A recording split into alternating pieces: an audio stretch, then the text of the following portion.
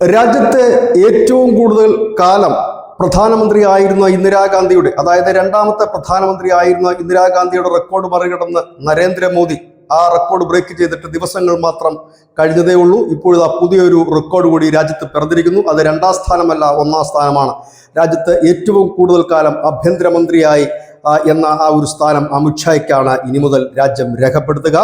ഇതിന്റെ തൊട്ടുപിന്നിൽ നിൽക്കുന്നത് BJPയുടെ തന്നെ ആഭ്യന്തര മന്ത്രിയായിരുന്നു ലാൽകൃഷ്ണ അദ്വാനി. അദ്ദേഹം 2256 ദിവസമാണ് ആഭ്യന്തരമന്ത്രിയായിരുന്നത്, അതായത് 6 വർഷവും 64 ദിവസവും. ഇപ്പോൾ അമിത്ഷാ 6 വർഷവും 65 ദിവസവും പിന്നിട്ട് ആഭ്യന്തരമന്ത്രിയായി തുടരുകയാണ്. സ്വതന്ത്ര ഇന്ത്യയുടെ ആദ്യത്തെ ആഭ്യന്തരമന്ത്രിയായിരുന്ന സർദാർ വല്ലഭായ് പട്ടേൽ 1218 ദിവസം മാത്രമാണ് ആഭ്യന്തരമന്ത്രിയായിട്ട് ഇരുന്നത്. ഇനി മൂന്നാം സ്ഥാനത്ത് ഉള്ളത് കോൺഗ്രസ്സുകാരനായ BJP ഇതര ആഭ്യന്തരമന്ത്രിയായിരുന്നു ഗോവിന്ദ് വല്ലഭ് പന്ത് ആയിരുന്നു. അദ്ദേഹം 6 വർഷവും 56 ദിവസവുമാണ് ആഭ്യന്തരമന്ത്രി ആയിരുന്നത്.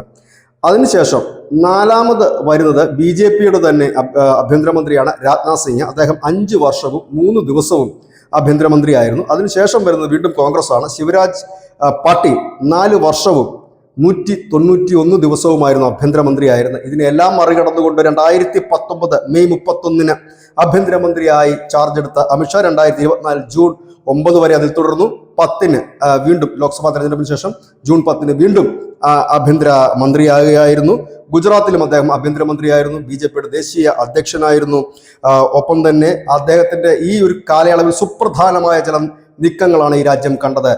ജമ്മു കാശ്മീരിന്റെ പ്രത്യേക പദവി 370 എടുത്തു കളഞ്ഞത്, പൗരത്വ ഭേദഗതി നിയമം കൊണ്ടുവന്നത്, രാമക്ഷേത്രത്തിന്റെ നിർമ്മാണം, സമാധാനപരമായി പുനർനിർമ്മാണം നടന്നത്, പ്രധാനപ്പെട്ട 3 നിയമങ്ങൾ കൊണ്ടുവന്നത്, IPC എടുത്തുമാറ്റി ഭാരത് ന്യായ സംഹിത എന്ന് പറയുന്നൊരു പുതിയ ചരിത്രം തന്നെ ഈ രാജ്യത്ത് എഴുതി വെക്കപ്പെട്ടു. ഒപ്പം തന്നെ UAPA അപ്പാടെ പൊളിച്ചെഴുതി രാജ്യത്തെമ്പാടും തുടർസ്ഫോടനങ്ങളും ബോംബ് സ്ഫോടനങ്ങളും ഇല്ലാതാക്കി.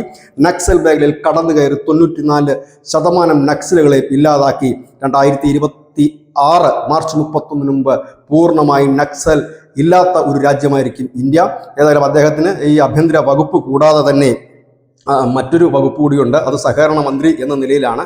അവിടെയും സുതാര്യമായൊരു പ്രകടനം അദ്ദേഹം കാഴ്ചവെക്കുന്നു. ഏതായാലും നമ്മളുടെ ആഭ്യന്തരമന്ത്രി റെക്കോർഡ് ബ്രേക്ക് ചെയ്ത ആഭ്യന്തരമന്ത്രിക്ക് എല്ലാവിധ ആശംസകളും. News India Malayalam.